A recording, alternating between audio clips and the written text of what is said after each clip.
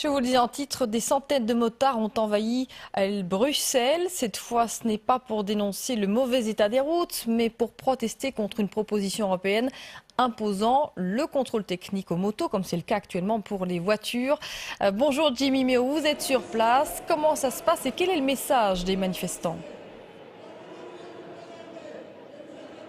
Ils sont en colère, Caroline. Les pots d'échappement ont grondé toute cette fin de matinée dans les rues de Bruxelles et pas que les ponts d'échappement. D'ailleurs, des motards qui viennent notamment de l'Atomium. Ils étaient environ 300 de démarrer de là, mais ils viennent aussi de partout en Belgique, de France, des Pays-Bas, d'Allemagne. Et ce qui les fâche, c'est la possibilité d'un contrôle technique pour les deux roues, au même titre que les voitures. Alors ils se défendent, évidemment ils le disent, ils prennent soin de leur moto. En cas de défaillance technique, eh bien ce seraient eux les premières victimes. Et puis d'autres aussi disent que c'est irréalisable, irréaliste, puisque beaucoup de bolides, notamment les ancêtres, sont modifiés et pourraient être recalés en cas d'un éventuel contrôle technique. Nous sommes actuellement rue de la Loi. Ils sont des centaines depuis le tunnel qui vient du cinquantenaire jusque le 16 et selon eux, bien sûr, ils sont des milliers.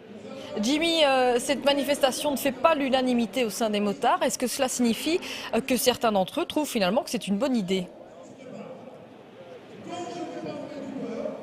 Eh bien, l'événement qui est organisé ici aujourd'hui est à l'initiative de la Fédération belge des motards en colère. Eux ne veulent absolument pas de ce contrôle technique. Mais en Belgique, il y a d'autres associations, d'autres fédérations qui, eux, se disent ouvertes à une discussion avec l'État. Un contrôle technique, c'est une mauvaise idée, mais ils veulent bien en discuter pour arriver à un accord.